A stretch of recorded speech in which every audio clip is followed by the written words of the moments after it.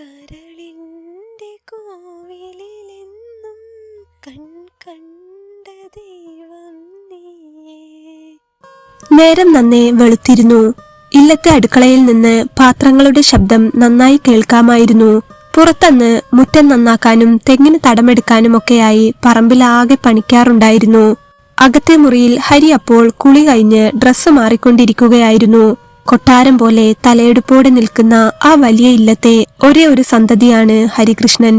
കൃഷ്ണൻ നായരുടെയും ഭാര്യ ഗിരിജയുടെയും ഒരേ ഒരു മകൻ. കൃഷ്ണൻ നായർക്കും ഭാര്യയ്ക്കും വിവാഹം കഴിഞ്ഞ് ഏറെ നാൾ കുഞ്ഞുങ്ങളില്ലാതിരുന്നപ്പോൾ ഒരുപാട് വഴിപാട് ചെയ്തും ഉരുളി കമഴ്ത്തിയും ഒക്കെ ഉണ്ടായ മകനാണ് ഹരികൃഷ്ണൻ. കണ്ണൻ എന്ന് ചെല്ലപ്പേരിട്ട് വിളിക്കുന്ന ഹരിയെ ഒരുപാട് ലാളിച്ചും സ്നേഹിച്ചുമൊക്കെയാണ് അവർ വളർത്തിയത്. നാട്ടിലാകെ ഒരുപാട് സ്വത്തും സ്കൂളുകളും തിയേറ്ററുകളും വീടുകളും എന്നു തുടങ്ങി ഒരുപാട് ബിസിനസ് ഒക്കെയുള്ള വലിയൊരു കുടുംബമാണ് അവരുടേത്. എല്ലാത്തിനും ഒരേ ഒരു അവകാശി ഹരി മാത്രം. കാര്യം വിവാഹപ്രായമൊക്കെ എത്തിയെങ്കിലും ഹരി ഇപ്പോഴും അവർക്ക് കുഞ്ഞുകുട്ടിയെ പോലെ തന്നെയാണ്. കണ്ണനെന്നല്ലാതെ അമ്മയോ അച്ഛനോ ഇന്നുവരെ അവനെ വിളിച്ചിട്ടില്ല. ജീൻസിന്റെ തുണിയുടെ കരിഞ്ഞ നീല ഷർട്ടും കറുപ്പ് പാന്റും ഇട്ട് ഇടതൂർന്ന കട്ടിമുടി മാടി ഒതുക്കിക്കൊണ്ട് ഹരി അടുക്കളയിൽ അമ്മയ്ക്കരികിലേക്ക് ചെന്നു. അമ്മേ, ചായ ആയില്ലേ? ഹരി അമ്മയോട് ചോദിച്ചു. നീ എന്താ കണ്ണാ, ഇന്ന് നേരത്തെ എണീറ്റോ? അമ്മ ഒന്നവനെ തിരിഞ്ഞു നോക്കി. ഒന്നുമില്ല, ബാങ്കിലൊന്ന് പോകണം. ചെക്കൊന്ന് കിട്ടിയത് എക്സ്ചേഞ്ച് ചെയ്തെടുക്കാനുണ്ട്. പിന്നെ അത് കഴിഞ്ഞ് ഒരു കൂട്ടുകാരനെ കാണാനും പോകാനുണ്ട്. ഇന്ന് പണിക്കാര് പതിവിലും കൂടുതലുണ്ടല്ലോ അമ്മേ? ഹരി അമ്മയോട് ചോദിച്ചു. ആ ഉണ്ട്. കഴിഞ്ഞ തവണ തെങ്ങിനൊന്നും വിചാരിച്ചത്ര കായ്ഫലം ഇല്ലാതിരുന്നത് കൊണ്ട് ഇത്തവണ നേരത്തെ തടമെടുത്ത് നല്ല വളമിട്ട് കൊടുക്കണമെന്ന് അച്ഛൻ പറഞ്ഞിരുന്നു. ആ പിന്നെ അച്ഛൻ രാവിലെ നിന്നെ അന്വേഷിച്ചിരുന്നു. നീ അച്ഛനെ കണ്ടില്ലേ കണ്ണാ? അമ്മ ഹരിയോട് ചോദിച്ചു. ഇല്ലല്ലോ, എന്താ കാര്യം? ഹരി അമ്മയെ നോക്കി. അറിയില്ല, നിന്റെ കല്യാണക്കാര്യമാണെന്നാ തോന്നുന്നത്. കടവത്തെ വാസുവേട്ടൻ ഫോണിൽ കുറച്ച് ഫോട്ടോയുമായി വന്നിരുന്നു. നേരത്തെ അച്ഛൻ അവിടെ നിന്ന് അതൊക്കെ നോക്കുന്നത് കണ്ടിരുന്നു. അതിലേതോ ഒരു കുട്ടിയെ അച്ഛന് നല്ലോണം ഇഷ്ടപ്പെട്ടിരിക്കുന്നു. നമുക്ക് പറ്റിയ കൂട്ടരുമാണത്രേ. നീ എന്തായാലും അച്ഛനോടൊന്ന് ചോദിച്ചു നോക്കൂ. അമ്മ പറഞ്ഞപ്പോൾ ഹരി ഒരു നിമിഷം ഒന്നും പറയാതെ അങ്ങനെ നിന്നു. അവന്റെ മനസ്സിലപ്പോൾ മറ്റെന്തൊക്കെയോ ചിന്തകൾ ഉണ്ടായിരുന്നു. അവനൊന്നും പറയാതെ ചായ കുടിക്കാനായി മേശക്കരികിൽ ചെന്നിരുന്നു. അമ്മ അപ്പോൾ നല്ല വടി പോലെ തൊട്ടാൽ പൊട്ടുന്ന വിധത്തിലുള്ള നെയ്ദോശയും ചമ്മന്തിയും സാമ്പാറും ആവി പറക്കുന്ന പാൽക്കാപ്പിയും ഒക്കെ അവന്റെ മുന്നിൽ കൊണ്ടുവച്ചു. നല്ല ചൂടുള്ള ആ കാപ്പി ഒരിറക്ക് കുടിച്ച് ദോശ കഴിക്കാൻ തുടങ്ങിയെങ്കിലും അവന്റെ മനസ്സ് മറ്റെവിടെയോ ആയിരുന്നു. കാലങ്ങളായി മനസ്സിൽ കൊണ്ടു നടക്കുന്ന ഒരിഷ്ടമുണ്ട്. മറ്റാരോടുമല്ല, പണ്ട് വീട്ടിലെ ജോലിക്കാരിയായിരുന്ന ശാരദേച്ചിയുടെ മോള് ഗംഗ. പണ്ട് ശാരദേച്ചിയോടൊപ്പം അമ്മയെ അടുക്കളയിൽ സഹായിക്കാനും പുറംപണിക്കുമൊക്കെ അവളും വരാറുണ്ടായിരുന്നു.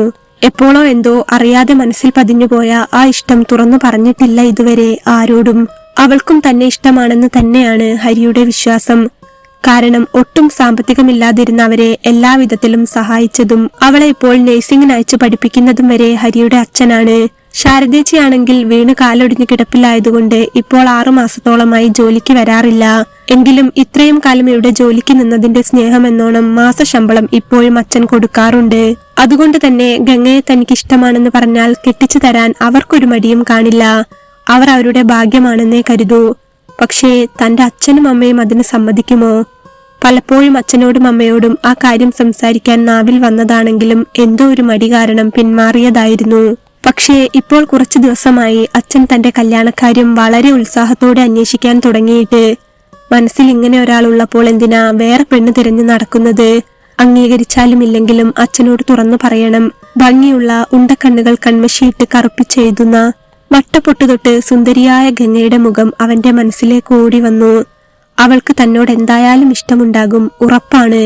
ഇഷ്ടമുണ്ടെന്നോ പ്രണയമുണ്ടെന്നോ താൻ ഇതുവരെ അവളോട് നേരിട്ട് പറഞ്ഞിട്ടില്ലെങ്കിലും അവൾക്ക് തന്നോട് എന്തും ആവശ്യപ്പെടാനും ചോദിക്കാനുമുള്ള സ്വാതന്ത്ര്യം താൻ കൊടുത്തിട്ടുണ്ട്. അതുകൊണ്ട് തന്നെ കഴിഞ്ഞ ആഴ്ചയും കൂടെ അവളുടെ ഹോസ്റ്റൽ ഫീസ് അടയ്ക്കാനുള്ള പൈസ അവൾ തന്നെ വിളിച്ചു ചോദിച്ചതാണ്. മുതലാളിയുടെ മകൻ എന്ന ബഹുമാനത്തോടെയാണ് അവൾ അത് അവനോട് ചോദിക്കുന്നതെങ്കിലും ഹരിയുടെ ഉള്ളിൽ തന്റെ പെണ്ണിന് കൊടുക്കുന്ന പോലെ കരുതി തന്നെയാണ് അവൻ എല്ലാ സഹായങ്ങളും അവൾക്ക് ചെയ്തു കൊടുക്കുന്നത്. പ്രേമം, ഇഷ്ടം എന്നൊന്നും പറഞ്ഞ് ചുറ്റി നടക്കാൻ അവൻ ഇതുവരെ കഴിഞ്ഞിട്ടില്ല. പക്ഷേ ഇനിയെങ്കിലും അച്ഛനോടും അമ്മയോടും പറഞ്ഞ് വിവാഹം ഉറപ്പിച്ചു വെച്ച ശേഷം വേണം അവളെ ഇത്ര കാലമുള്ളതിനേക്കാൾ കൂടുതൽ നന്നായി ഇനി അങ്ങോട്ട് നോക്കി തുടങ്ങാൻ. ഗംഗയെക്കുറിച്ച് ആലോചിച്ചപ്പോൾ തന്നെ ഹരിയുടെ മനസ്സിൽ സന്തോഷം നിറഞ്ഞു. ഒപ്പം ചുണ്ടിൽ ഒരു ചെറിയ പുഞ്ചിരിയും. പക്ഷേ അച്ഛനോടും അമ്മയോടും ബാല്യക്കാരിയുടെ മോളെ വിവാഹം കഴിക്കണമെന്ന് പറയാനുള്ള ചെറിയൊരു പരിഭ്രമം കൂടെ അവനുണ്ടായിരുന്നു. മനസ്സിൽ പലതും ആലോചിച്ചുകൊണ്ട് തന്നെ ചായ കുടിച്ചു തീർത്ത് അവൻ ഉമ്മറത്തെ മുറ്റത്തേക്കിറങ്ങി. വീടിന് ചുറ്റും ഒന്ന് നോക്കിയപ്പോൾ പണിക്കാരൊക്കെ പറമ്പിൽ പിടിപ്പത് പണിയിലാണ്. വീടിന്റെ ഇടതുവശത്തു നിന്നും അച്ഛന്റെ സംസാരം കേട്ടപ്പോൾ ഹരി പതുക്കെ അങ്ങോട്ട് നടന്നു ചെന്നു. അച്ഛനും കാര്യസ്ഥൻ രാവുണ്ണിയേട്ടനും അവിടെ നിന്ന് വാഴയുടെയോ കുരുമുളകിന്റെയോ തെങ്ങിന്റെയോ എന്തൊക്കെയോ കാര്യം പറയുന്നുണ്ട്. ഹരി അങ്ങോട്ട് നടന്നു ചെല്ലുന്നത് അച്ഛൻ ദൂരെ നിന്ന് കണ്ടിരുന്നു. ഹരിയെ കണ്ടപ്പോൾ അച്ഛൻ ഒന്ന് ചിരിച്ചു. ആ കണ്ണാ, നീ വന്നോ? ഞാൻ നിന്നോടൊരു കാര്യം പറയാനിരിക്കുകയായിരുന്നു. നടാനുള്ള വാഴക്കന്ന് പിടിച്ചപ്പോൾ കയ്യിൽ പറ്റിയ മണ്ണ് തുടച്ചു മാറ്റിക്കൊണ്ട് അച്ഛൻ ഹരിക്കരികിലേക്ക് നടന്നു വന്നു.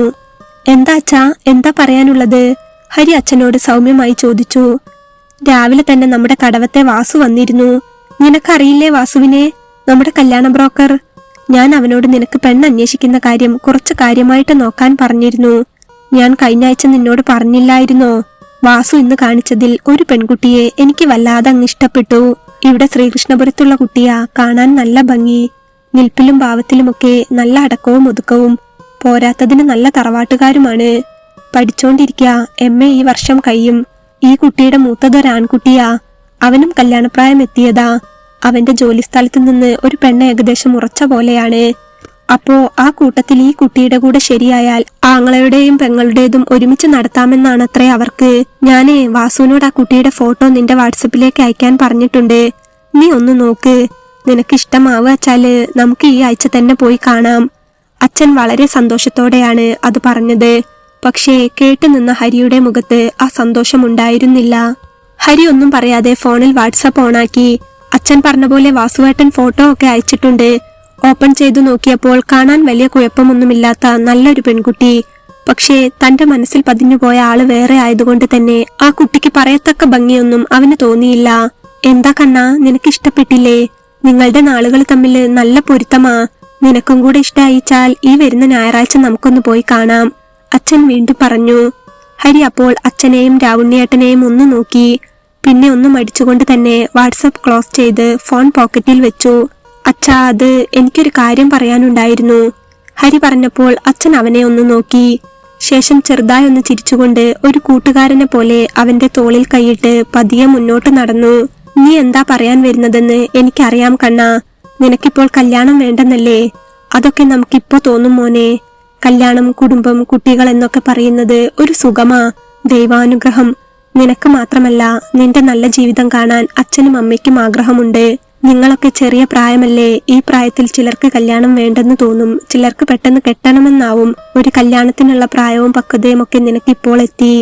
അതുമാത്രമല്ല, ഒരു വിവാഹമൊക്കെ കഴിഞ്ഞ് നല്ല രീതിയിൽ ജീവിക്കുമ്പോൾ നിനക്ക് തന്നെ തോന്നും ഇത് കുറച്ചുകൂടി മുൻപേ ആകാമായിരുന്നു എന്ന്. നിന്റെ പോലെ തന്നെ ആയിരുന്നു ഞാനും. കല്യാണത്തിനോടും കുടുംബത്തിനോടും ഒന്നും താല്പര്യമില്ലായിരുന്നു. പക്ഷേ നിന്റെ അമ്മയെ വിവാഹം കഴിച്ച് ജീവിച്ചു തുടങ്ങിയപ്പോൾ ഉണ്ടല്ലോ, പിന്നെ ഒരു നിമിഷം അവളില്ലാതെ എങ്ങനെ ജീവിക്കുമെന്നറിയാത്ത അവസ്ഥയായി.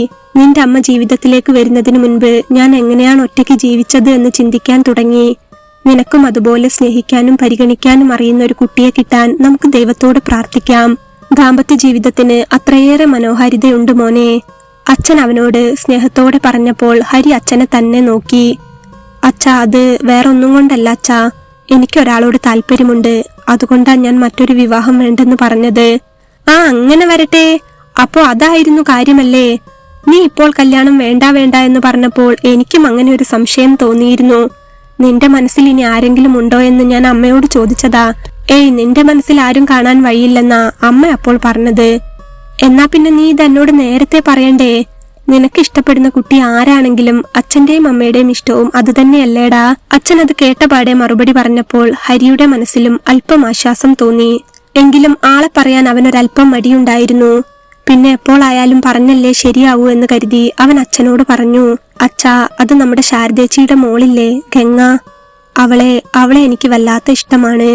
ഹരി പറഞ്ഞപ്പോൾ അച്ഛന്റെ മുഖത്ത് ഭാവമാറ്റം ഒന്നും ഉണ്ടായിരുന്നില്ല.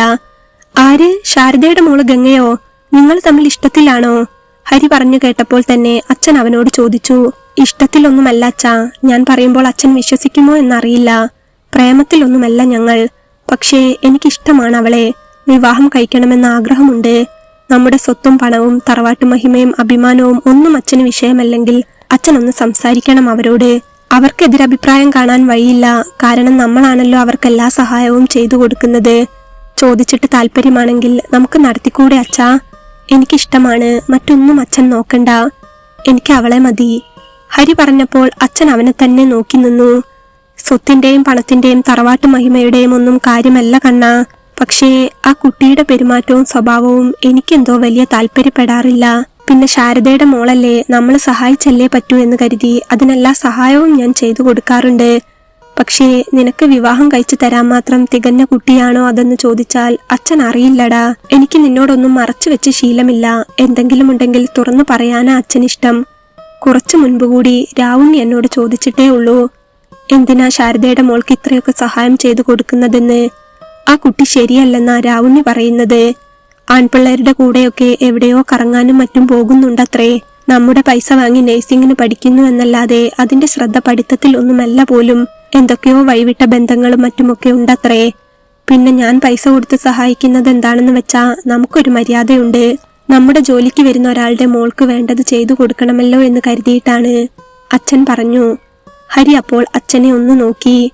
അച്ഛൻ പറയുന്നത് ശരിയാണോ എന്നറിയില്ല കണ്ണ, എന്നാലും നീ ഒന്നുകൂടി ആലോചിക്കുക. അച്ഛൻ അത് പറഞ്ഞപ്പോൾ ഹരിയുടെ മുഖത്ത് മൗനമായിരുന്നു. അച്ഛൻ പറഞ്ഞത് ഹരിക്ക് ഇഷ്ടപ്പെട്ടില്ല എന്ന് അച്ഛന് മനസ്സിലാവുകയും ചെയ്തു. ആളുകൾ പലതും പറയും അച്ഛാ, ആർക്കെന്താ പറഞ്ഞുകൂടാത്തത്? ഇപ്പോൾ നമ്മുടെ ചെറിയമ്മയുടെ മോള് അനുവിന്റെ കാര്യം തന്നെ കണ്ടില്ലേ? അവളുടെ വിവാഹാലോചനക്ക് എത്ര മുടക്കം വന്നു. പഠിക്കാൻ പോയിടത്തെന്തോ ബന്ധമുണ്ടെന്നൊക്കെയല്ലേ നാട്ടുകാർ പറഞ്ഞു പരത്തിയത്. നാട്ടുകാരുടെ സർട്ടിഫിക്കറ്റ് ഒന്നും നമുക്ക് നോക്കണ്ട അച്ഛാ. അച്ഛന് പറ്റുമെങ്കിൽ അച്ഛനൊന്ന് അവരുമായി സംസാരിക്കണം. അല്ലെങ്കിൽ അച്ഛനായിട്ട് ആദ്യം ചോദിക്കേണ്ട, ഞാൻ തന്നെ അവളോട് ചോദിക്കാം. അവൾക്ക് താല്പര്യമാണെങ്കിൽ അച്ഛൻ എതിരൊന്നും പറയരുത്, ഹരി പറഞ്ഞു. അച്ഛൻ അപ്പോൾ അവനെ തന്നെ നോക്കി ഒന്നും പറയാതെ നിൽക്കുകയായിരുന്നു. ഞാൻ ബാങ്കിൽ പോയിട്ട് വരാം, ഒപ്പം അവളെ വിളിച്ച് സംസാരിച്ചു നോക്കുകയും ചെയ്യാം. ശരി അച്ഛാ, ഞാനെന്നാ അങ്ങോട്ട്. ഹരി അത് പറഞ്ഞ് ചിരിച്ചുകൊണ്ട് അവിടെ നിന്നും കാർ പോർച്ചിലേക്ക് കാർ എടുക്കാനായി പോയി. അച്ഛൻ അപ്പോൾ എന്തോ ആലോചിച്ചുകൊണ്ട് അവിടെ തന്നെ അങ്ങനെ നിന്നു.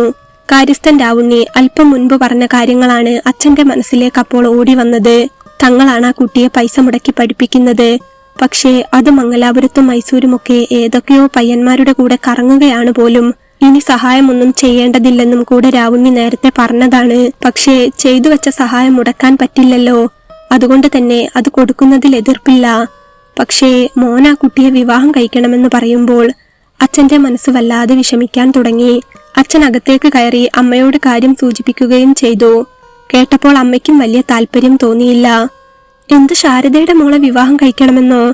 എന്താണാവോ കണ്ണൻ അങ്ങനെ തോന്നാൻ? ശാരദയോട് സ്നേഹമുണ്ടെങ്കിലും ഹരിക്ക് ഗംഗയെ വിവാഹം കഴിക്കണമെന്ന് പറഞ്ഞപ്പോൾ അമ്മയ്ക്കെന്തോ അങ്ങോട്ട് അനുകൂലിക്കാൻ കഴിഞ്ഞില്ല. കാരണം ഹരിയുടെ വിവാഹം എന്നത് അവരുടെ സ്വപ്നമായിരുന്നു. സ്വത്തോ പൈസയോ ഒന്നുമല്ല കാര്യം. നമുക്ക് ചേരുന്ന ഒരു കുട്ടിയാണെങ്കിൽ എടുക്കാമായിരുന്നു. പക്ഷേ ഗംഗ അവന് ചേരുമോ? അമ്മയുടെ സംസാരത്തിലും ഒട്ടും തൃപ്തി ഉണ്ടായിരുന്നില്ല. രാവിലെ പുറത്തേക്ക് പോയ ഹരി പിന്നെ തിരിച്ചു വരുന്നത് വൈകുന്നേരമാണ്. ഇടയ്ക്ക് അച്ഛൻ ഫോൺ വിളിച്ചിരുന്നുവെങ്കിലും തിരക്കിലാണ്. വൈകിട്ടോടെ വരാമെന്നാണ് പറഞ്ഞത്. സമയം 4 കഴിഞ്ഞു. പറമ്പിലെ പണി കഴിഞ്ഞ് ഇല്ലത്തെ പണിക്കാരെല്ലാം കൂലിയും വാങ്ങി തിരികെ പോകുമ്പോഴാണ് ഹരിയുടെ കാർ വീട്ടിലേക്ക് വരുന്നത്. വന്ന പാടെ അവൻ അകത്ത് കയറി കഥ കടച്ചു കിടക്കുകയും ചെയ്തു. കണ്ണാതെ ചായ, നിന്നെ അങ്ങോട്ട് കാണാത്തത് കൊണ്ടാ ഇങ്ങോട്ട് കൊണ്ടുവന്നത്. ചായ കൊടുക്കാനായി അമ്മ ചെന്ന് വിളിച്ചപ്പോൾ അവന്റെ മുഖമാകെ വല്ലാതെ ഇരിക്കുന്നുണ്ടായിരുന്നു. അമ്മയുടെ കയ്യിൽ നിന്ന് ചായ ഗ്ലാസ് വാങ്ങി അവൻ കട്ടിലിലേക്ക് തന്നെ ചെന്നിരുന്നു.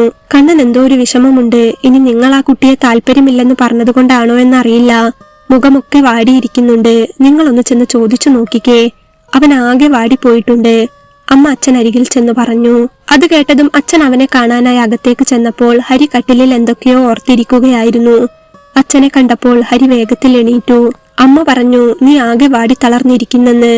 അച്ഛൻ കല്യാണത്തിന് എതിർപ്പ് പറഞ്ഞതുകൊണ്ടാണോ കണ്ണാ? നിനക്ക് താല്പര്യമുള്ള നിലയ്ക്ക് നമുക്ക് അവരെ പറ്റി നന്നായി ഒന്ന് അന്വേഷിക്കാം. അച്ഛൻ പറഞ്ഞല്ലോ, എല്ലാം അന്വേഷിച്ചറിഞ്ഞിട്ട് നമുക്ക് എന്താന്ന് വെച്ചാൽ ചെയ്യാം. നീ വിഷമിക്കല്ലേ കണ്ണാ. അച്ഛൻ പറഞ്ഞപ്പോൾ ഹരി അച്ഛന്റെ മുഖത്തേക്ക് നിസ്സഹായതയോടെ നോക്കി. വേണ്ടച്ചാ, ഇനി അതിനെപ്പറ്റി അന്വേഷിക്കുകയൊന്നും വേണ്ട. അച്ഛൻ പറഞ്ഞില്ലേ രാവിലെ അച്ഛൻ ഒരു കുട്ടിയെ ഇഷ്ടപ്പെട്ടിട്ടുണ്ടെന്ന്, നമുക്കത് നോക്കാം. ഹരി പറഞ്ഞപ്പോൾ അച്ഛൻ അത്ഭുതമായിരുന്നു. എന്തു പറ്റി കണ്ണാ? ഞങ്ങൾക്ക് ഇഷ്ടാവില്ല എന്ന് വെച്ചിട്ടാണോ? എന്തായാലും നീ ഇങ്ങനെ ഒരു ആഗ്രഹം പറഞ്ഞതല്ലേ, നമുക്ക് അന്വേഷിച്ചു നോക്കാം. അച്ഛൻ പറഞ്ഞപ്പോൾ ഹരിയുടെ മുഖത്ത് വലിയ സന്തോഷമൊന്നും ഉണ്ടായിരുന്നില്ല. വേണ്ടച്ചാ, അതിന്റെ ആവശ്യമില്ല. അവൾക്ക് എന്നെ ഇഷ്ടമല്ല, ഹരി പറഞ്ഞു.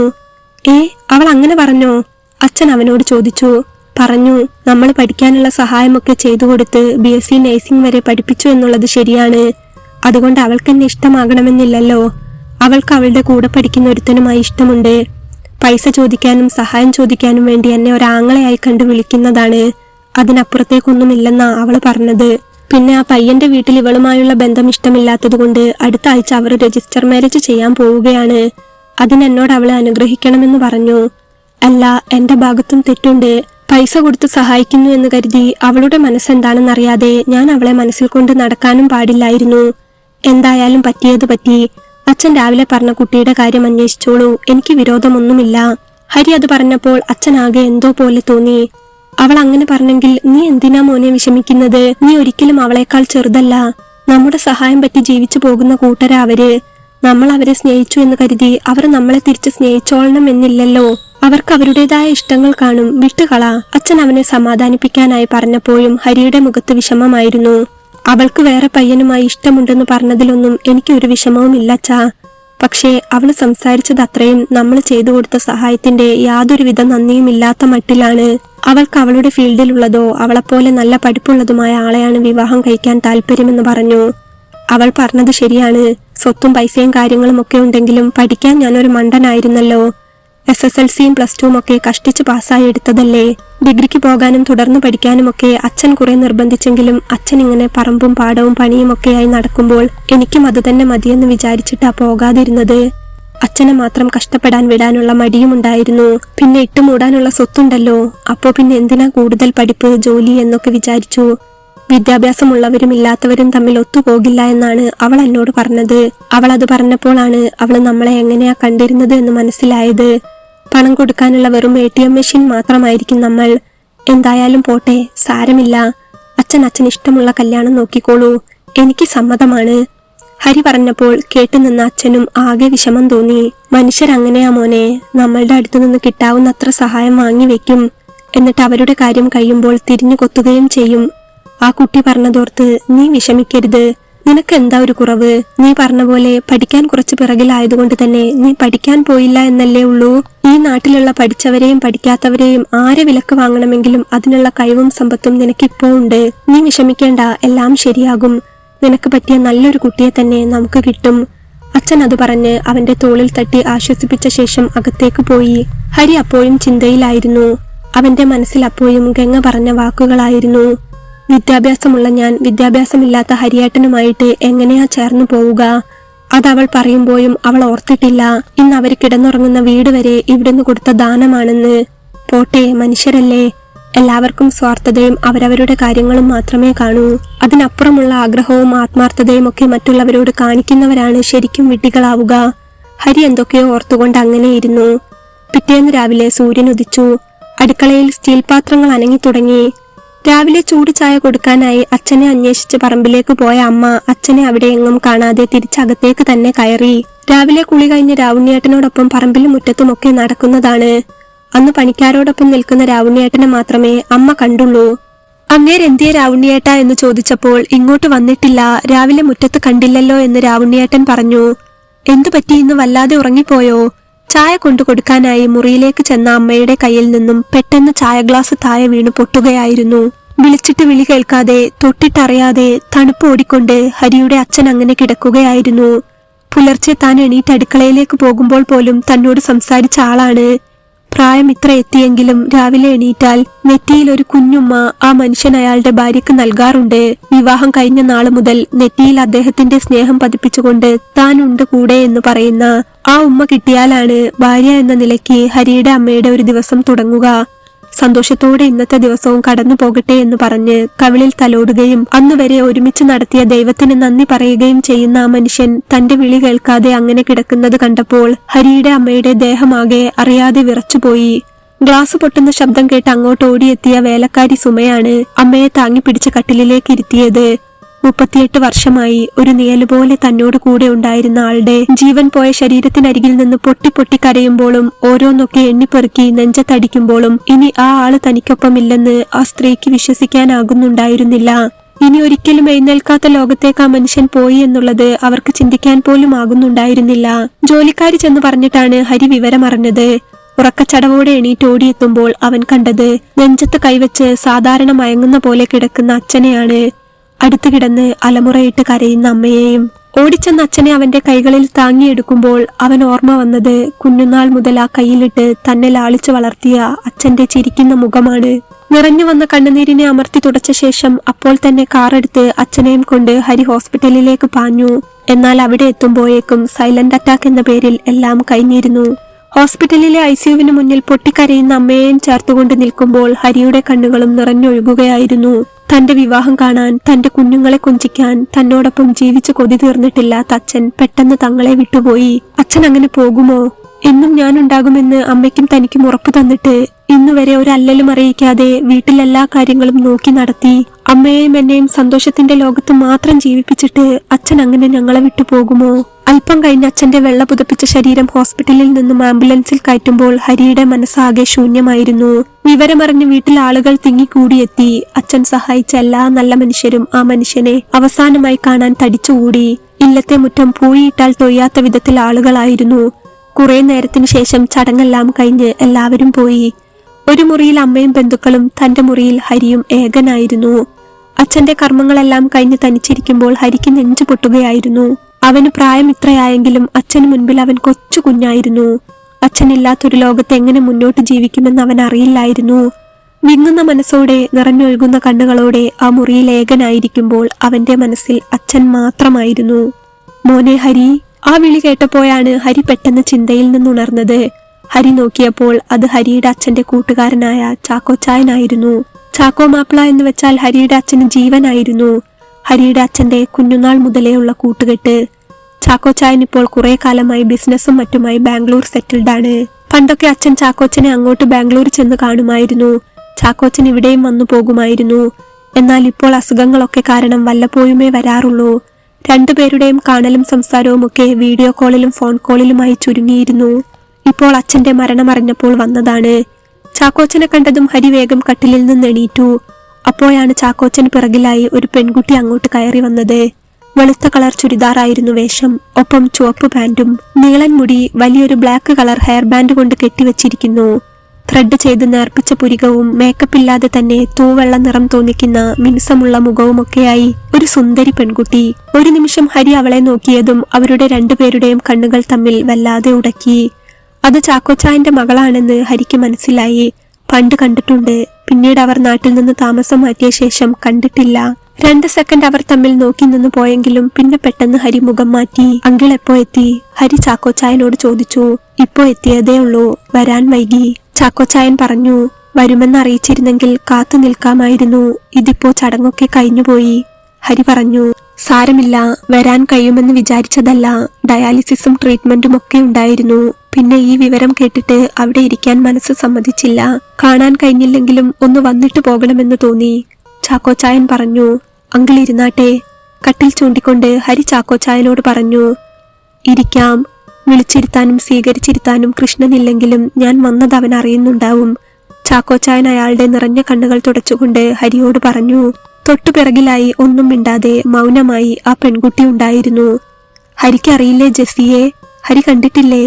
ചാക്കോച്ചായൻ ഹരിയോട് ചോദിച്ചു. അറിയാം, കണ്ടിട്ടുണ്ട്. പക്ഷേ കുറെ മുൻപാണെന്ന് മാത്രം. അതെ, ഞങ്ങൾ നാട്ടിൽ നിന്ന് ബാംഗ്ലൂർക്ക് പോകുമ്പോൾ ഇവൾ 5ാം ക്ലാസ്സിലാ, നീ 9ാം ക്ലാസ്സിലും. അതിനുശേഷം ഞാൻ ഇവിടെ നാട്ടിലേക്ക് കൂട്ടിയിട്ടില്ല.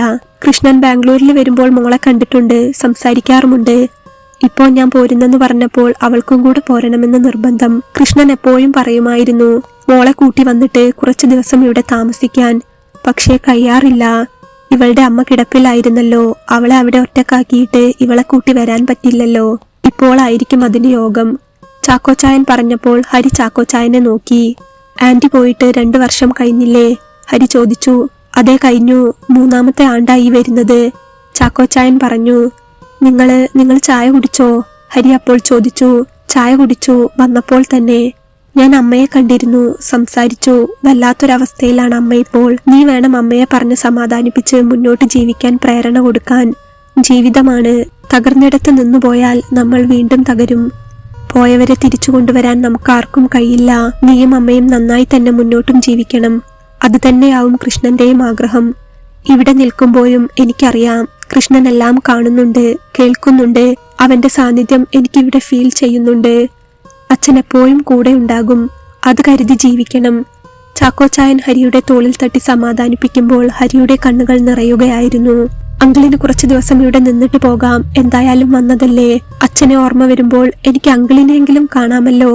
ഹരി അത് പറയുമ്പോഴേക്കും പൊട്ടിക്കരഞ്ഞുപോയിരുന്നു. ചാക്കോച്ചായൻ അപ്പോൾ അവനെ ചേർത്ത് പിടിച്ചു.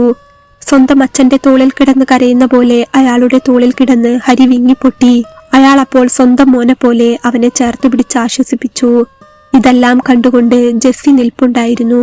മുകളിലെ നിലയിലാണ് ചാക്കോച്ചായനും ജെസ്സിക്കും കിടക്കാനുള്ള റൂം ഒരുക്കിയത്. രാത്രി അവർ അവിടെ തങ്ങി. പിറ്റേന്ന് രാവിലെ ഹരി ചായ കുടിക്കാനായി ഹാളിലേക്ക് ചെന്നപ്പോൾ വേലക്കാരി സുമക്കൊപ്പം ജെസ്സിയും ഉണ്ടായിരുന്നു ചായ കൊണ്ടുവയ്ക്കുവാൻ. ഹരിയുടെ കുറച്ച് ബന്ധുക്കളും അയൽവാസികളും ഒക്കെയായി കുറച്ചു പേരും അവിടെ ഉണ്ടായിരുന്നു. ഹരിയുടെ അമ്മ അപ്പോഴും അകത്ത് കിടക്കുകയായിരുന്നു. അമ്മയ്ക്ക് ചായ കൊടുത്തോ സുമച്ചേച്ചി? ഹരി അപ്പോൾ ജോലിക്കാരി സുമയോട് ചോദിച്ചു.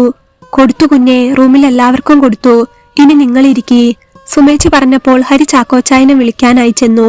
ഹാളിലെ സോഫയിൽ എന്തോ ആലോചിച്ചിരിക്കുകയായിരുന്നു ആ മനുഷ്യൻ. അപ്പോൾ ചാക്കോച്ചായ വന്നേ, ചായ കുടിക്കാം, ഹരി അപ്പോൾ പറഞ്ഞു.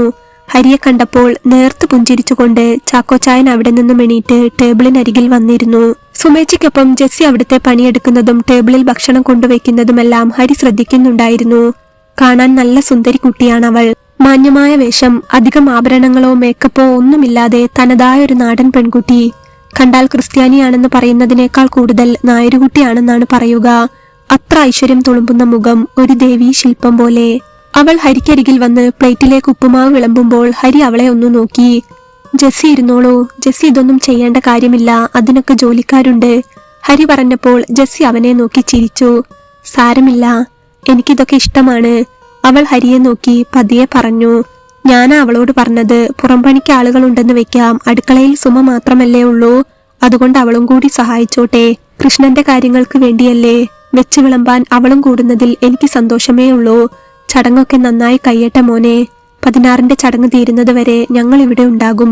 അവന്റെ കാര്യങ്ങളൊക്കെ മനോഹരമായി ചെയ്തു തീർത്തിട്ട് വേണം എനിക്ക് ബാംഗ്ലൂരിലേക്ക് പോകാൻ. അവനുള്ളപ്പോൾ ഇടയ്ക്ക് നാട്ടിലേക്ക് വരാൻ ഒരു ഉത്സാഹമായിരുന്നു. വന്നു കയറുമ്പോൾ അവൻ ഇവിടെ ഉണ്ടാവുമല്ലോ. ഇനി തിരിച്ചു പോയാൽ അങ്ങനെ ആരെ ഓർത്തു വരാനുണ്ട്. എനിക്കാണെങ്കിൽ ഒട്ടും വയ്യ.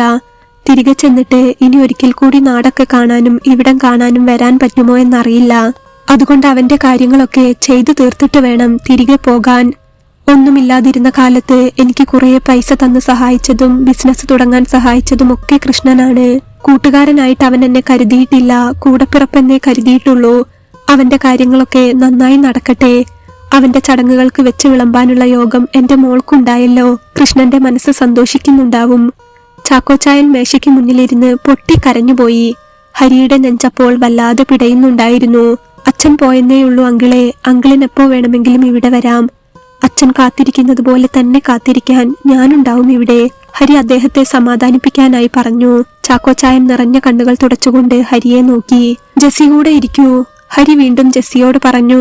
ഇപ്പൊ വേണ്ട ഹരിയേട്ടാ, ഞാൻ കുറച്ചു കഴിഞ്ഞിട്ട് കഴിച്ചോളാം, ജെസ്സി പറഞ്ഞു. സമയം ഒരുപാടായില്ലേ, ഇരിക്കൂ, ഞങ്ങൾക്കൊപ്പം കഴിക്കാം. ഹരി അവനരികിലുള്ള ഒരു കസേര ജെസ്സിക്ക് വലിച്ചിട്ടു കൊടുത്തു. ജെസ്സി അപ്പോൾ അച്ഛനെയും ഹരിയെയും ഒന്ന് നോക്കി. പിന്നെ മെല്ലെ അവർക്കരികിലിരുന്നു. ഹരി അവൾക്ക് നേരെ പ്ലേറ്റ് നീക്കി വെച്ചു കൊടുത്തു. അവൾ ആ പാത്രത്തിൽ നിന്ന് കുറച്ച് ഉപ്പുമാവ് എടുത്തിട്ട് പതിയെ കഴിക്കാൻ തുടങ്ങി. അതിനിടയ്ക്ക് ഹരിക്കും അച്ഛനും കുടിക്കാനുള്ള ചായ ഗ്ലാസ്സിലേക്ക് പകർന്നു കൊടുത്തു. ഇടയ്ക്ക് ഒന്നുകൂടെ ഹരി അവളെ നോക്കിയപ്പോൾ അവർ രണ്ടുപേരുടെയും കണ്ണുകൾ തമ്മിൽ ഒരുമിച്ചുടക്കി. ഹരി അപ്പോൾ ജെസ്സിയെ നോക്കി ചെറുതായി ഒന്ന് ചിരിച്ചു. ജെസ്സി ഹരിയെയും.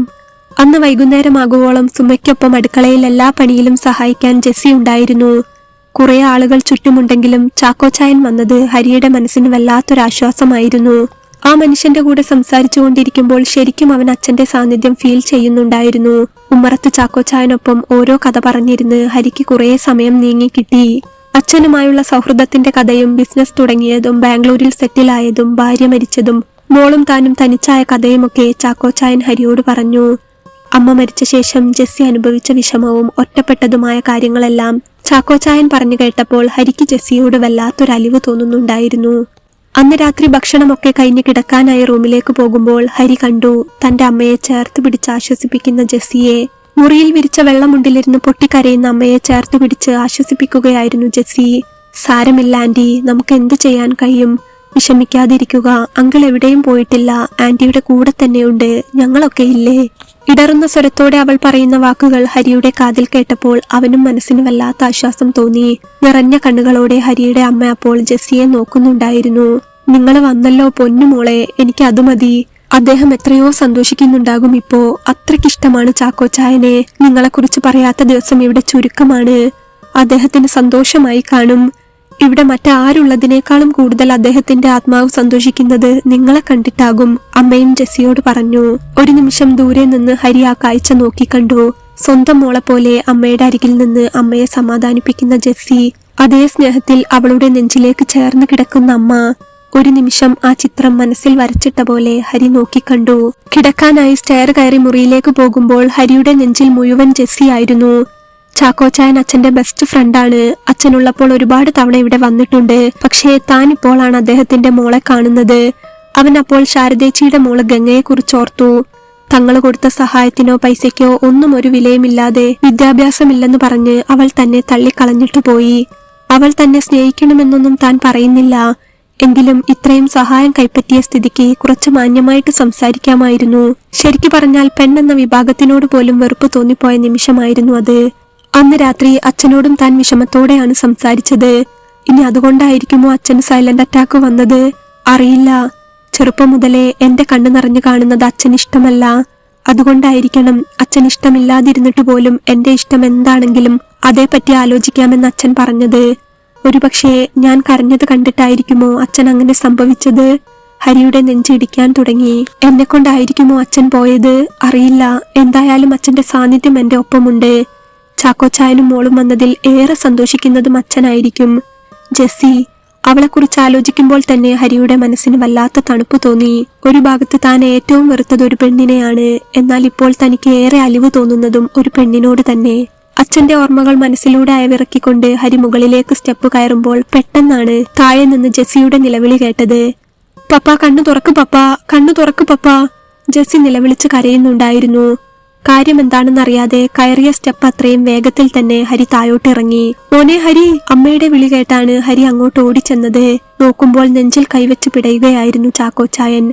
അരികിൽ അദ്ദേഹത്തെ ചേർത്ത് പിടിച്ചുകൊണ്ട് ജെസ്സി കരയുന്നുണ്ട്. ഹരിയേട്ട, പപ്പയ്ക്ക് വയ്യ, വേഗം ഹോസ്പിറ്റലിൽ കൊണ്ടുപോകാം. കരഞ്ഞ കണ്ണുകളോടെ ജെസ്സി അവനെ നോക്കി പറഞ്ഞു. മറ്റൊന്നും ആലോചിക്കാതെ സ്വന്തം അച്ഛനെ വാരിയെടുത്ത പോലെ തന്നെ ചാക്കോച്ചായനെയും വാരിയെടുത്തുകൊണ്ട് ഹരിയുടെ കാർ ഹോസ്പിറ്റലിലേക്ക് പാഞ്ഞു. ഹോസ്പിറ്റലിൽ എത്തിയതും അദ്ദേഹത്തെ വേഗം ICUവിൽ കയറ്റി. ജെസ്സിയും ഹരിയുടെ അമ്മയും ഒപ്പമുണ്ടായിരുന്നു. അച്ഛൻ മരിക്കുമ്പോൾ താൻ നിന്നതുപോലെ തന്നെ അമ്മയെ ചേർത്ത് പിടിച്ച് നിസ്സഹായായി കരയുന്ന ജെസ്സിയെ കാണുമ്പോൾ ഹരിക്ക് ചങ്ക് പിടയ്ക്കുകയായിരുന്നു. ചാക്കോ മാത്യുവിന്റെ കൂടെയുള്ളവരല്ലേ നിങ്ങൾ? ICUവിൽ നിന്നും പുറത്തേക്ക് വന്ന ഡോക്ടർ ഹരിയോട് ചോദിച്ചു. അതെ ഡോക്ടർ, എങ്ങനെയുണ്ട് ഡോക്ടർ പോൾ? ഹരി വെപ്രാളത്തിലായിരുന്നു. നിങ്ങളൊന്ന് വന്നേ. ഡോക്ടർ ഹരിയെയും കൂട്ടി കുറച്ച് അപ്പുറത്തേക്ക് നടന്നു. മൈനർ അറ്റാക്കാണ്. ആളുടെ കണ്ടീഷൻ കുറച്ച് മോശമാണ്. പിന്നെ ഡയാലിസിസും മറ്റു പ്രശ്നങ്ങളും ഒക്കെ ഉള്ളത് കൊണ്ട് തന്നെ ബോഡി വീക്കാണ്. നിലവിൽ സോഡിയവും കുറവാണ്. എന്തായാലും ജീവൻ തിരിച്ചു കിട്ടാൻ ചാൻസ് വളരെ കുറവാണ്. നിങ്ങളാണോ ഹരി? ഡോക്ടർ അവനോട് ചോദിച്ചു. അതെ, ഞാനാണ് ഡോക്ടർ, ഹരി പറഞ്ഞു. ഒന്ന് കയറി കണ്ടോളൂ, നിങ്ങളെ കാണണമെന്ന് ആവശ്യപ്പെടുന്നുണ്ട്. പെട്ടെന്ന് തന്നെ കയറി കണ്ടിട്ട് ഇറങ്ങിക്കോളൂ, ഡോക്ടർ പറഞ്ഞു. ഹരി ഡോക്ടറോട് സംസാരിച്ച് തിരികെ വരുമ്പോൾ ജെസ്സിയും അമ്മയും ആകാംക്ഷയോടെ നിൽക്കുന്നുണ്ടായിരുന്നു. പേടിക്കാനൊന്നുമില്ല, ഞാനൊന്ന് കയറി കണ്ടിട്ട് വരാം. ഹരി അത് പറഞ്ഞ് വേഗം ICUവിനകത്തേക്ക് കയറി. അകത്ത് കയറുമ്പോൾ ശരീരത്തിൽ ആകെ മരുന്നും ട്യൂബും ഒക്കെ ഇട്ട് കിടക്കുകയായിരുന്നു ചാക്കോച്ചായൻ. ഹരി വേഗം അദ്ദേഹത്തിനരികിലേക്ക് ചെന്നു. അങ്കിൾ, ഹരി മെല്ലെ വിളിച്ചു. ഹരിയുടെ സ്വരം കേട്ടപ്പോൾ അദ്ദേഹം മെല്ലെ കൈവിരലുകൾ അനക്കി. അടഞ്ഞ കണ്ണുകൾ മെല്ലെ വലിച്ചു തുറന്ന് ഒന്നവനെ നോക്കി. ആ കണ്ണിൽ നിന്നും അപ്പോൾ കണ്ണുനീരൊഴുകുന്നത് ഹരിക്ക് കാണാമായിരുന്നു. ഹരി മോനെ, ജെസ്സിമോൾക്ക് ആരുമില്ല, അവളെ കൈവിടരുത്. ബാംഗ്ലൂരിലേക്ക് തിരിച്ചു പോയാൽ അവൾ ഒറ്റപ്പെടും. എങ്ങനെയെങ്കിലും അവളെ ഇവിടെ പിടിച്ചു നിർത്തണം. ഒറ്റയ്ക്കാക്കരുത് എന്റെ കുട്ടിയെ. എന്നെയും ഇവിടെ തന്നെ അടക്കം ചെയ്താൽ മതി. എനിക്കൊരു ആൺകുട്ടിയില്ല. ഞാൻ എന്റെ മോനായി കണ്ടു പറയുകയാ. കർമ്മങ്ങളൊക്കെ മോൻ ചെയ്യണം. കരഞ്ഞുകൊണ്ട് അദ്ദേഹം അത് പറഞ്ഞു കേട്ടപ്പോൾ ഹരിയുടെ ശരീരം ആകെ വിറയ്ക്കുന്ന പോലെ തോന്നി. ഒന്നുമില്ലെങ്കിൽ അവൻ ചാക്കോച്ചായന്റെ കൈ ചേർത്ത് പിടിച്ചുകൊണ്ട് പറഞ്ഞു. അദ്ദേഹം അപ്പോൾ അവന്റെ കയ്യിൽ മുറുകെ പിടിച്ചു. ജെസ്സിയെ ഞാൻ മോന്റെ കയ്യിൽ ഏൽപ്പിക്കുകയാണ്. ഈ ലോകത്ത് അവൾക്ക് ആരുമില്ല. എന്റെ മോളെ തനിച്ചാക്ക. പറഞ്ഞു മുഴുവനാക്കാതെ ആ കണ്ണുകൾ അടഞ്ഞു. ഹരി നോക്കുമ്പോൾ അവന്റെ കയ്യിൽ മുറുകെ പിടിച്ചിരുന്ന കൈവിരലുകൾ പതിയെ വിട്ടുപോയി. ഒരു നിമിഷം കരഞ്ഞുകൊണ്ട് ഹരി അവിടെ കസേരയിലേക്ക് ഇരുന്നു. ചാക്കോച്ചായന്റെ അരികിലായി തല ചേർത്ത് വെച്ച് കിടന്ന് കരഞ്ഞു. ശേഷം മെല്ലെ തല പൊക്കി നോക്കിയപ്പോൾ അദ്ദേഹത്തിന്റെ കണ്ണിൽ നിന്നും അപ്പോഴും കണ്ണുനീർ ഒഴുകി തീർന്നിരുന്നില്ല. മോളെ ഓർത്തിട്ടാവണം പാതി അടഞ്ഞ ആ കണ്ണുകൾ ഹരി അവന്റെ നേർത്ത വിരലുകൾ കൊണ്ട് മെല്ലെ മുഴുവനായി അടച്ചു. അപ്പോഴേക്കും സിസ്റ്ററും ഡോക്ടറും ഓടി വന്ന് അദ്ദേഹത്തെ നോക്കാൻ തുടങ്ങിയിരുന്നു. എങ്കിലും ജീവൻ പോയി എന്ന് ഹരിക്കറിയാമായിരുന്നു. കരഞ്ഞുകൊണ്ട് അവൻ ഐസിയുവിന് പുറത്തിറങ്ങിയപ്പോൾ അവിടെ നിൽപ്പുണ്ടായിരുന്നു ജെസ്സിയും അമ്മയും. ഹരിയേട്ട, പപ്പയ്ക്ക് എങ്ങനെയുണ്ട്? ജെസ്സി അവന്റെ അരികിലേക്ക് ഓടി വന്ന് ചോദിച്ചു. അവൻ അപ്പോൾ അവളെ തന്നെ ഒന്ന് നോക്കി. നിസ്സഹായായി തന്റെ കണ്ണിലേക്ക് നോക്കുന്ന പെൺകുട്ടിയുടെ മുഖത്തേക്ക് നോക്കാൻ പോലും അവനാകുന്നുണ്ടായിരുന്നില്ല. അവന്റെ മനസ്സിൽ അപ്പോൾ ഓടി വന്നത് ചാക്കോച്ചായൻ പറഞ്ഞ വാക്കുകളാണ്. ഈ ലോകത്ത് അവൾക്ക് ആരുമില്ല, കൈവിടരുത്. ഹരി അപ്പോൾ അവന്റെ കൈ നീട്ടി ജെസ്സിയെ ചേർത്ത് പിടിച്ചു. കരഞ്ഞുകൊണ്ട് അവൾ അവന്റെ മുഖത്തേക്ക് നോക്കി. പപ്പ പോയി, ഞാൻ കൂടെയുണ്ടാവും, ജെസ്സി ഒറ്റയ്ക്കല്ല. അയ്യോ എന്റെ പപ്പയ്ക്ക് എന്തു പറ്റി? ഹരി അത് പറഞ്ഞപ്പോൾ ജെസ്സി എന്തു പറയണമെന്നറിയാതെ പിടയുകയായിരുന്നു. 2 കൈകൊണ്ട് മുഖം പൊത്തി പിടഞ്ഞു കരയുന്ന അവളെ ഹരി തന്നോട് ചേർത്ത് പിടിച്ചു. കരയല്ലേ ജെസ്സി, കരയല്ലേ. ഇവിടെ തന്നെ അടക്കം ചെയ്യാനാ അദ്ദേഹം പറഞ്ഞത്. ഞാൻ ഉണ്ടാകുമെന്നും. ജെസ്സി കരയരുത്. അവൻ അവളെ ചേർത്ത് പിടിച്ചത് പറയുമ്പോൾ അവൾ അവനെ നോക്കി പൊട്ടി കരയുകയായിരുന്നു. ഒപ്പം അരികിലായി ഹരിയുടെ അമ്മയിൽ നിന്ന് കരയുന്നുണ്ട്. ഹരി അവളെ അവനിൽ നിന്ന് അടർത്തി മാറ്റിയ ശേഷം അവന്റെ അമ്മയുടെ കൈകളിലേക്ക് ഏൽപ്പിച്ചു. അമ്മയുടെ മാറിൽ കിടന്ന് അവൾ പൊട്ടിക്കരയുന്നത് കണ്ടു നിൽക്കാൻ അവനാകുന്നുണ്ടായിരുന്നില്ല. കരയല്ല മോളെ, എന്നെ സമാധാനിപ്പിച്ച മോളല്ലേ, കരയാതിരിക്കൂ, അമ്മയില്ലേ കൂടെ. അമ്മ അത് പറഞ്ഞ് അവളെ സമാധാനിപ്പിക്കാൻ ശ്രമിച്ചു. ഭർത്താവ് മരിച്ച സങ്കടവും ഭർത്താവിന്റെ ഉറ്റ കൂട്ടുകാരനായ ചാക്കോച്ചായൻ മരിച്ച സങ്കടവും ആ സ്ത്രീക്ക് താങ്ങാവുന്നതിലപ്പുറമായിരുന്നു. ഏറെ പ്രിയപ്പെട്ടവർ തങ്ങളെ ഒറ്റയ്ക്കാക്കി പോകുമ്പോൾ ഉണ്ടാകുന്ന വിഷമം കടിച്ചമർത്തി നിൽക്കുന്നവരായിരുന്നു അവർ 3 പേരും.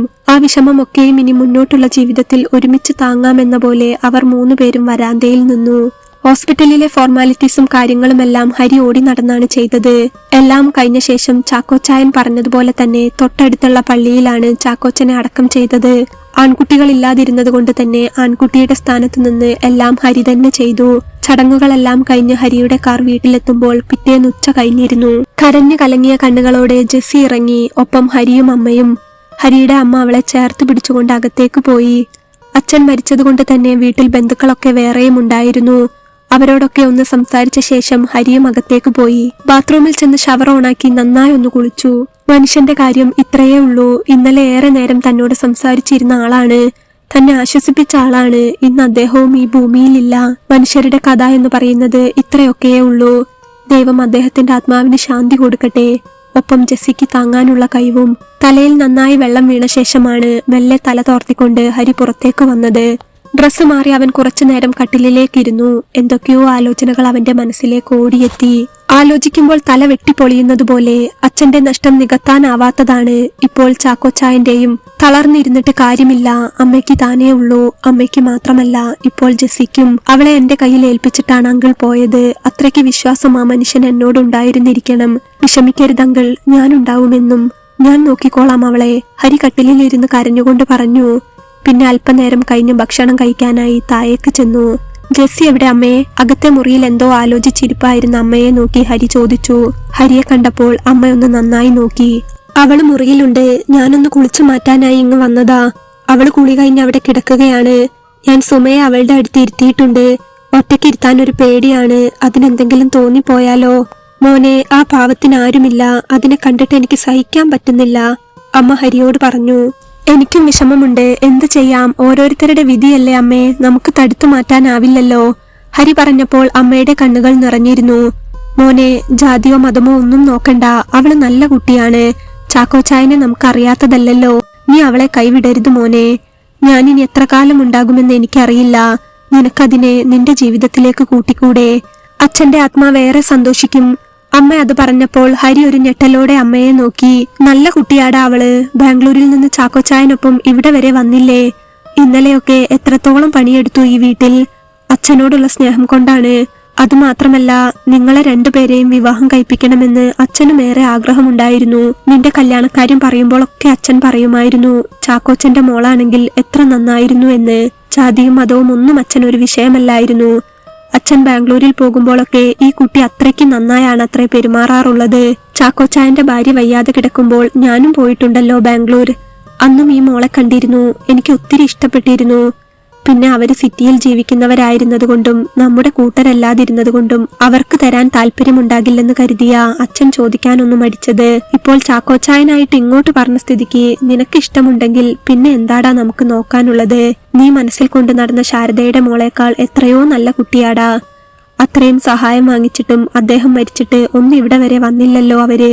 ശാരദ കാലിലെ സർജറി ചെയ്ത് കിടക്കുകയാണെന്ന് കരുതാം, ആ കുട്ടിയൊന്നും വരിക പോലും ചെയ്തില്ല. എത്രത്തോളം പൈസ മുടക്കിയ അച്ഛൻ അതിനെ പഠിപ്പിച്ചത്. എന്നിട്ട് അതിന്റെ നന്ദി വല്ലതും കാണിച്ചോ? അതൊക്കെ വെച്ച് നോക്കുമ്പോൾ പാവം കുട്ടിയാ ജെസ്സിമോള്, നിനക്ക് നന്നായി ചേരും. കൈവിടാതിരുന്നൂടെ നിനക്ക്?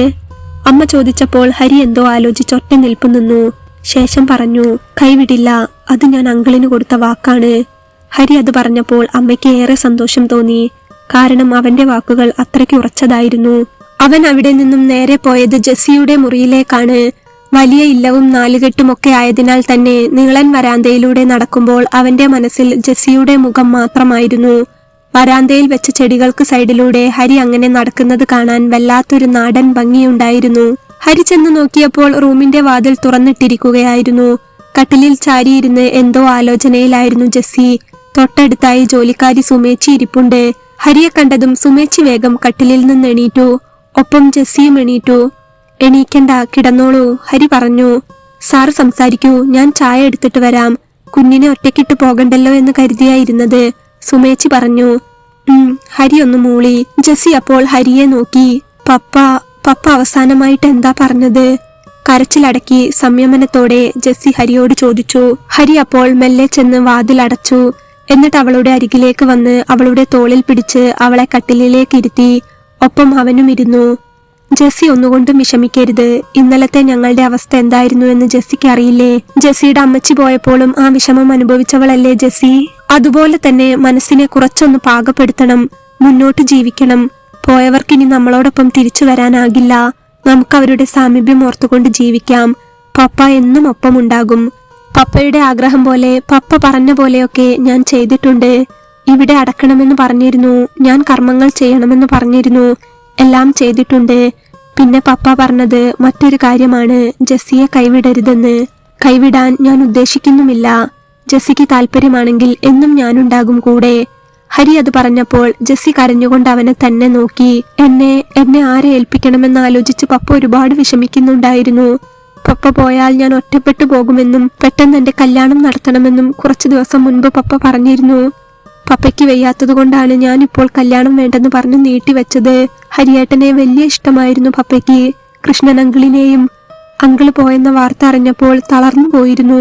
അവിടെ ഇരുന്നിട്ട് ഒട്ടും സമാധാനം കിട്ടാത്തത് കൊണ്ടാ ഫ്ലൈറ്റ് പിടിച്ച് എന്നെയും കൂട്ടി വന്നത്. അമ്മച്ചി പോയപ്പോൾ എന്റെ എല്ലാ ശക്തിയും പപ്പയായിരുന്നു. പക്ഷേ പപ്പ കൂടി പോകുമെന്ന് ഞാൻ ഒരിക്കലും വിചാരിച്ചില്ല. എനിക്കൊന്നും അറിയില്ല ഹരിയേട്ടാ, മുന്നോട്ട് എങ്ങനെ ജീവിക്കണമെന്ന് പോലും അറിയില്ല.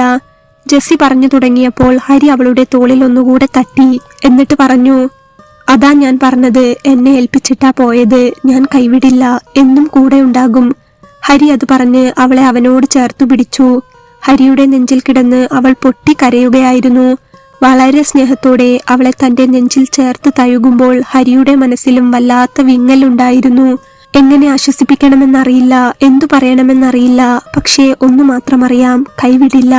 ദൈവം തനിക്ക് കരുതി വെച്ചത് അവളെയാണെന്ന് അവന്റെ മനസ്സിലിരുന്ന് ആരോ പറയുന്ന പോലെ അവന് തോന്നി. വളരെയേറെ സ്നേഹത്തോടെ ആ സുന്ദരി കുട്ടിയെ അവൻ തന്നോട് ചേർത്തു പിടിച്ചു. പെട്ടെന്നാണ് ജെസ്സിയുടെ ഫോൺ റിങ് ചെയ്തത്. കട്ടിലിൽ അവരിയ്ക്കുന്നതിന് തൊട്ടപ്പുറത്ത് തന്നെ ഉണ്ടായിരുന്നു അവളുടെ ഫോൺ. റിങ് കേട്ടപ്പോൾ ജെസ്സി ഹരിയുടെ നെഞ്ചിൽ നിന്നും പതിയെ തല ഉയർത്തി അവളുടെ കണ്ണ് തുടച്ചു. ഹരിയും അപ്പോൾ ഫോണിന്റെ സ്ക്രീനിലേക്ക് നോക്കി.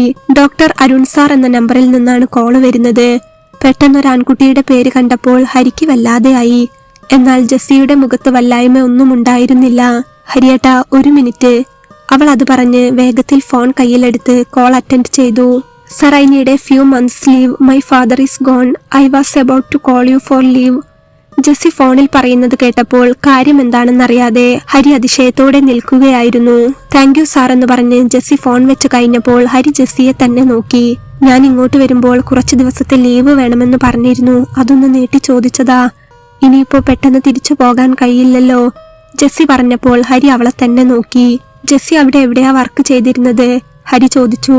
ഞാൻ അവിടെ സൂപ്പർ സ്പെഷ്യാലിറ്റി ഹോസ്പിറ്റലിൽ ഡോക്ടറാണ്, MBBS നെഫ്രോളജി ഡിപ്പാർട്ട്മെന്റ്. ജെസ്സി അത് പറഞ്ഞപ്പോൾ ഹരി ശരിക്കും ഞെട്ടിപ്പോയി.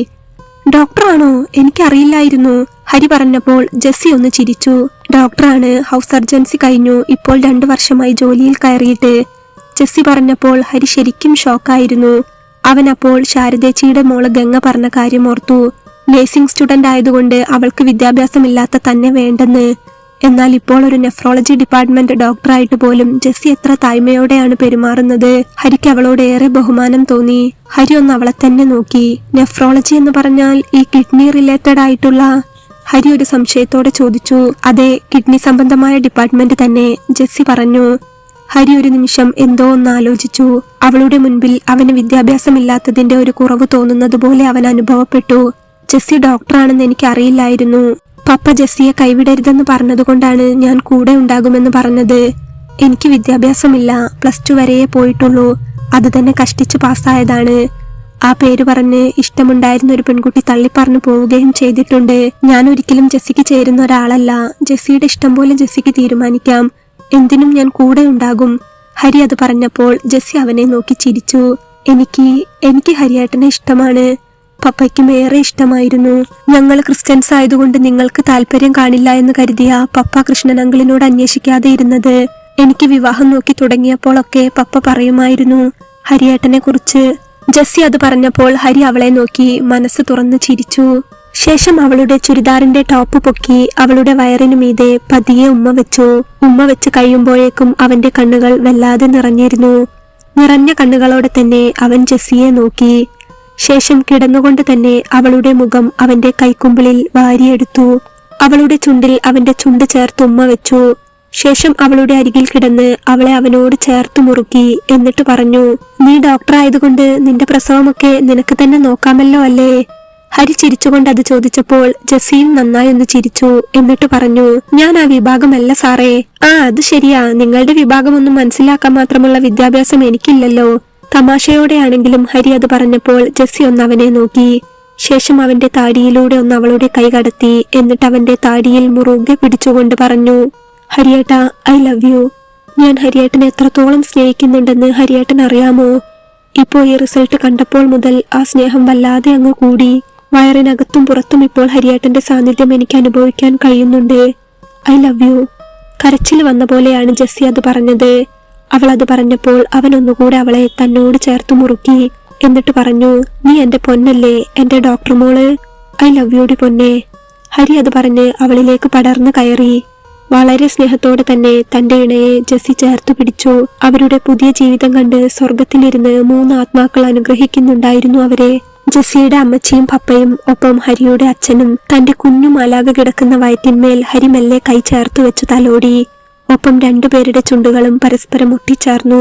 അതെ, അവന്റെ ഡോക്ടർ പെണ്ണിനൊപ്പം അവൻ സന്തോഷത്തിലാണ്, മതിമറന്ന സന്തോഷത്തിൽ.